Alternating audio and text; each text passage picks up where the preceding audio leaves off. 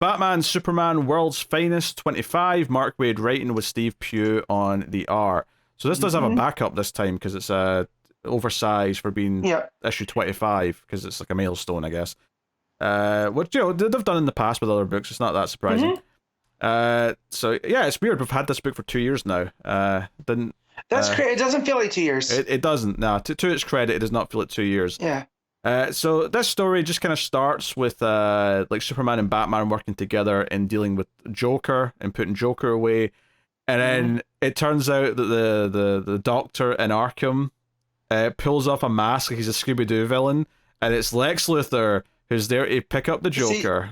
See, you think Scooby-Doo? I thought Mission Impossible. Oh, I can see that. I can see Mission Impossible. So this is basically the first time that Lex and Joker work together. That's kind of the whole point. And Lex needs him because there's this like ancient manuscript that's got like a spell on it to turn anyone who reads it for too long crazy. But because Joker's already insane, he's the perfect person to just read it and convey the information. So fun idea for a setup. We have a very classic Lex Luthor outfit here with the green. I mean, it's green and purple, but it's got the high collar, almost like the high collar, but also that it's like the X going across him with like the green parts on it. It feels really old school Lex Luthor to me. Yeah, which makes sense because this is meant to be a story set in the past. And he puts essentially a Suicide Squad collar. Like, I know it's a bomb in the neck, but same kind of vibe. Yeah, to control Joker. Yeah, to control him. But and Joker is like, hey, you've got purple and green on. We're matching color schemes, and Lex is just like, how dare you? Joker runs to the bathroom and shaves off his hair, so they're twinsies, as he puts it. And Lex is like, get him a toupee. I'm not having this. No, the idea of Joker being too much for Lex is I love, and also the idea of actually finding the Joker funny, right? I feel like it's a very fine line. When he left and came back with the shaved head, but it's not perfectly shaved. There's little tufts of hair, yeah. There's little tufts, and he says, ta-da, twinsies. I read it in the Mark Hamill voice, and that's for the first time in a while that I've been able to read Joker in the Mark Hamill voice. Yeah, I think there's a fine line here, because it's like, why would Lex work with Joker? Because Joker is a complete maniac. But they give you a reason here with this manuscript and the whole, like, it needs someone insane has to read it.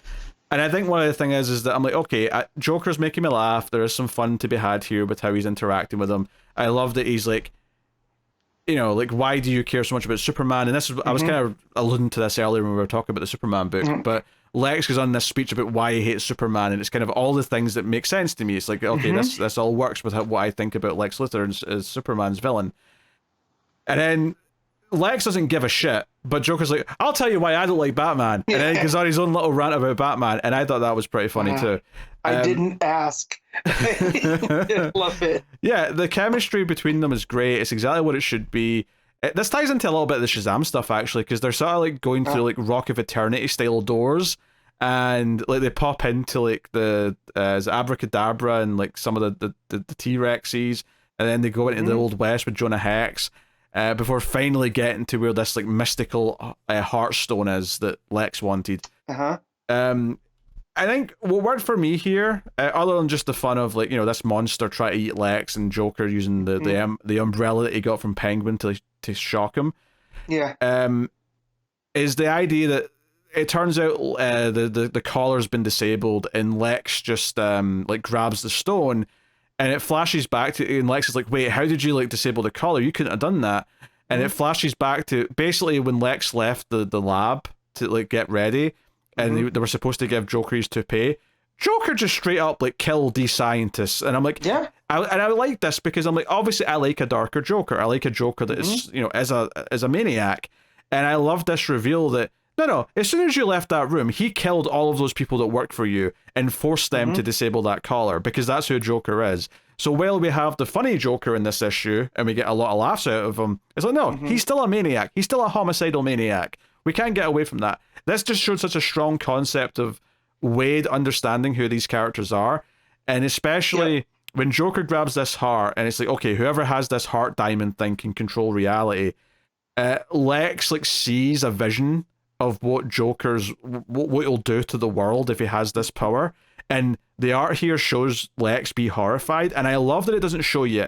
We just hear Lex describe what he's seeing, because he talks about a mountain made out of razor blades and other things that he describes things, and because it's almost this idea that what's in Joker's mind is kind of like when people write like Cthulhu stories or whatever, this idea that things, stuff that people can't comprehend, we can't comprehend perceive it. Yeah, these cosmic horrors, we can't perceive what they are. The idea that what Joker would do to the world if he had like complete godlike control has the same effect as someone like Lex Luthor is actually wonderful and really sells just how psychotic he is.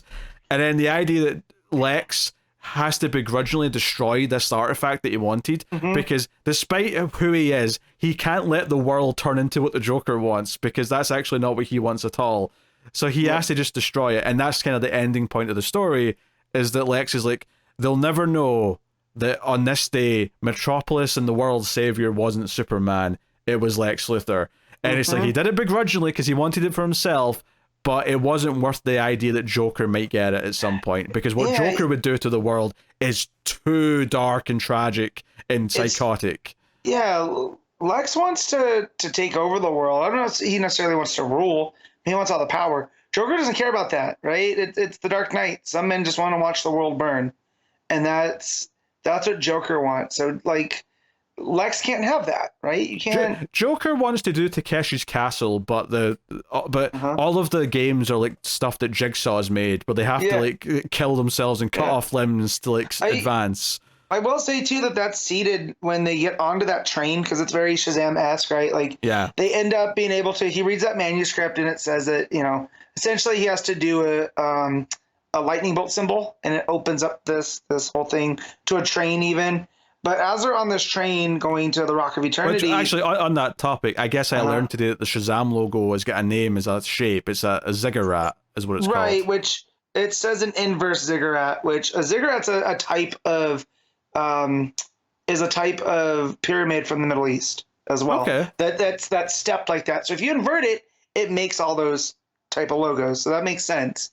Again, Waid knowing his stuff. But as they're on this train... Lex is like, I asked because you present as much more lucid than I assume from your reputation. And Joker's kind of like, yeah, you expected a psychopath? Give me time. The Joker doesn't lie. Right? We get that down the line where he's already killed Lex's scientists and all this other stuff. He's just been lying in wait, and that's what makes the Joker scary. Yeah, that's honestly, this might be the best issue of this book. Like, I mean, obviously the backup's separate, and we'll get to that. But this main story might be the best issue of World's Finest. Well, especially coming out of the Kingdom Come stuff, which is like it's fine, but it wasn't necessarily. Yeah, there was too much of it was just fighting and stuff. There was reasons that why it wasn't like a great story. It was a fine. It was good, and there was parts of it I really liked. But and the Metamorpho stuff was okay, like and with the Mazo and all that. But this showed Waid knowing these two characters inside and out, and how they play off of each other in the way that Superman and Batman work with each other. Because right now in both Superman and Batman's own comic books, I'm especially in Batman, but even in Superman, as we were talking earlier today, I feel like both Lex and Superman feel a bit off. I don't like their characterizations in those books to an extent, mainly the flashback stuff with Lex, but either way, Waid in this issue like gave me Lex and Joker in ways that I really like Lex and Joker, in ways that felt really true to the characters. It played off of each other, and it's this idea that Lex is evil, sure, to a point, but he's definitely lawful evil. He's not chaotic evil like Joker is. Yeah. And I think... And those two sides really can't coexist. It's why you never see, like... Usually when Lex puts together, like, an Injustice gang, Joker's usually left off of it, right? Because Joker is a literal wild card. Yeah. And he can't control that. And, Lex can work with Black Manta and Cheetah and all these other more lawful evil types that just want to thwart their heroes. Joker's different, man. Joker just wants to create chaos. He doesn't care for who. Not even necessarily other lawful evil types. As long as it's just an evil person as long as they want to make money, like, it's fine. Like, Captain Cold, I think all you have to do is give him a paycheck. Yeah. Like, that's all it is. Well, but I would cage him as lawful evil too, because Captain Cold does have a code that he abides by, right? And that's the rogues. He has a code, but I don't know if that makes him lawful. I'd say that makes him lawful He's lawful neutral, to him. I guess. Well, he's lawful to himself, right? Like he follows his own code. That's how I always understood lawful to mean in that diagram. But You know, well, I don't know. People who play D&D a lot might Yeah. argue this either way. I feel like lawful evil means that you care about affecting the world and like controlling it. I don't know if Yeah. Captain Cold cares about controlling the world or anything. I think he's just kind of out for himself. he wants his in a lot of ways. he wants his code. He wants his score, and in order to get his score, he will abide by his code.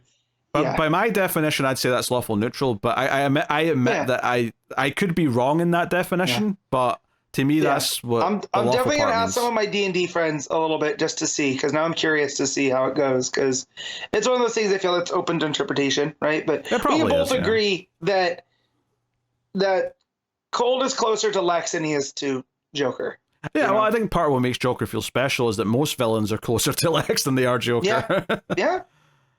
You know, because even someone like Black Adam, he's all powerful and all that, but he still wants to rule his country. He still wants order. He still wants to, you know, like he has some kind of rules. You know, the only villains that are closer to Joker are the ones that are truly psychotic. So I put most of Batman's rogues gallery there, which is ironic. So no one else really comes up. I mean, I don't know about most of them. I mean,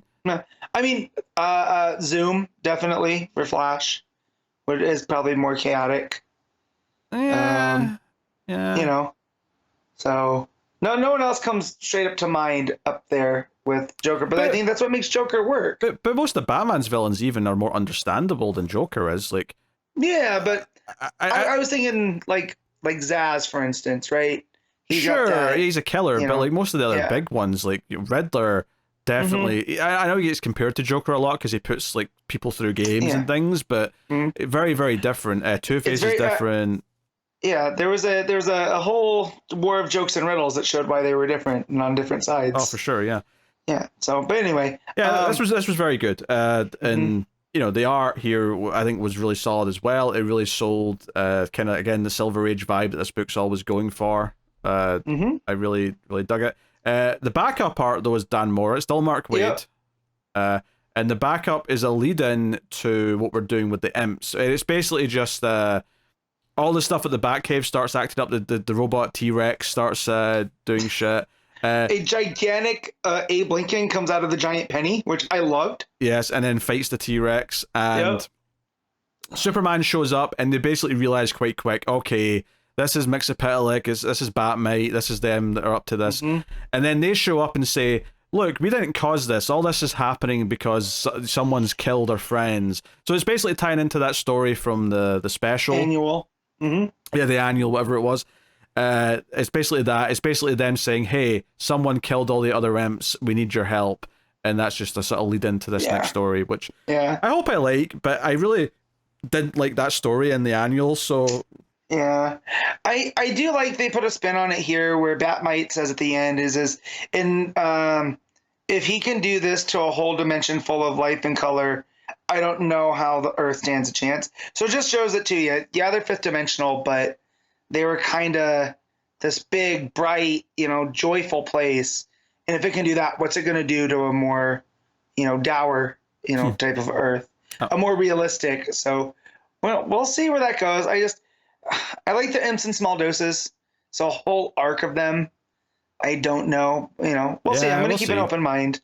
Yeah, so sometimes like Mora knows Waid, I should say, knows his shit, but it does feel like sometimes like what he wants to like play in the toy box with isn't necessarily what I always want him to play in the toy box with. Yeah. So I mean, we'll see. We'll see how this goes. We might end up finding. I mean, I think the big thing with that story though is because it was just nothing but imps. Obviously, with this main story, we're going to have the actual characters being involved, and I think that'll because most of this backup, I think it was actually pretty good, to be honest. It was fun.